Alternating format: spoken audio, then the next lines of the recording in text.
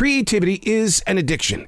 Every person we sit with on a daily basis is constantly creating something. Now, they won't identify with it as that because, if you're going to send out a tweet, you're going to go to Instagram, you're going to go to TikTok. We see that as just, posting something. It's still creativity, and we're still very addicted to it.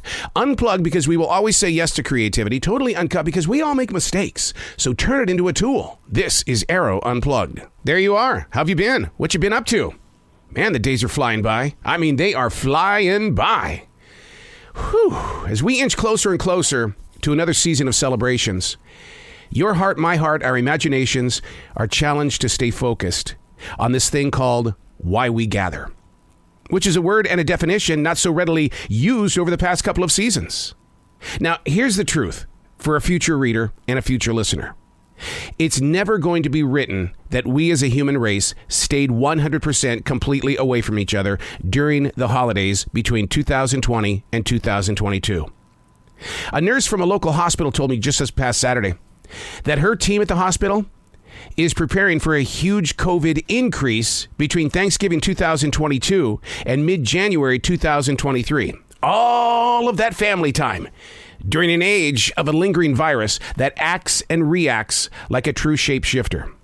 But it's one that we can't trust. I mean, look at what's going on in China right now. They're still battling COVID.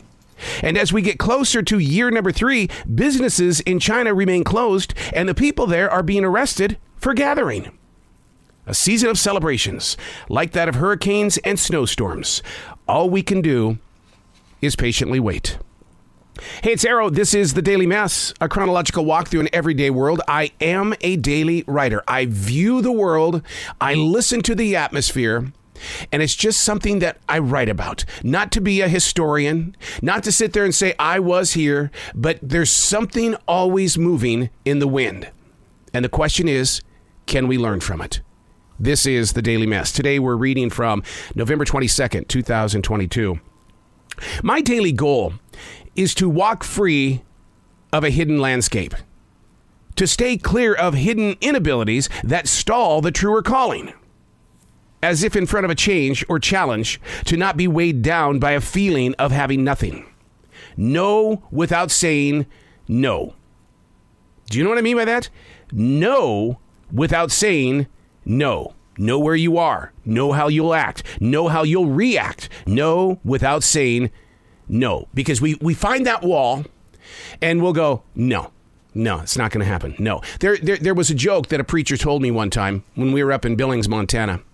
The preacher said, the Mormons, they're tough. They're tough. They're really super tough. They walked across the mid part of this nation as one people looking for the promised land. They got to right there in the Salt Lake City area, took one look at those Rocky Mountains and said, no. And they stopped right there. Now, for some reason, the preacher thought that was funny. I don't know why I even shared this story today, except for we all face huge mountains. And when we see those mountains, what we know is that we're going to say, no. What we have to learn is how to gain access to who and how we are, and we need to remove it from the hidden landscape. Saying yes to an opportunity opens the systems of choice to strengthen. There are things that we want and we have got to try out and we have got to accomplish, only to quit 6 miles into the journey. We have made it too easy for others to retreat to their hidden landscapes. I'm constantly told that it's out of respect to recognize their position in life. Yet, we hear them complain in the days and the months that follow. They constantly say, why can't I? And why is this happening? You've got to remove yourself from the hidden landscapes. Those little places inside your body where you look at that mountain before you, that wall or that hole that something dug for you, and you go, no, I'm not going to do it. No. And I'm guilty of that. I really am. I'm not the same person that I was during my terrestrial days where I would put in the 15 to 16 hours a day and never complain once.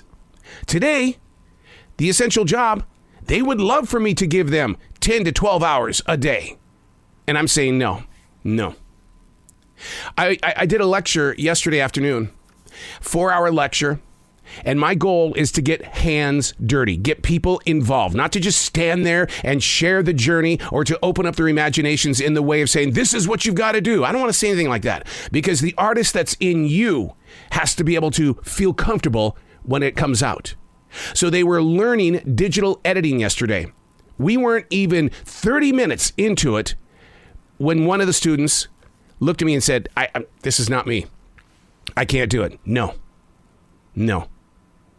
So I sat beside him and I very patiently explained why and how and where and who. And you sit, and what happens is that it opens the imagination, because those who are teaching and sharing need to offer more comfort, a stronger path, a reason why you should take a chance. My daily goals are to walk free of a hidden landscape. How do you push yourself beyond the mountain? You've got to know without saying no. Gaining access to who and how you are removes the hidden landscape.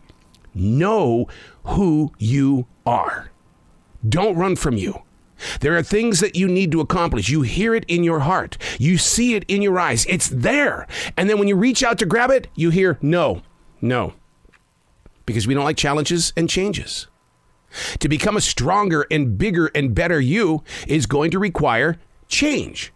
Decisions have to be made. But we're all procrastinators. The daily goal: to walk free of the hidden landscape. I'm Arroe, and that's the Daily Mess.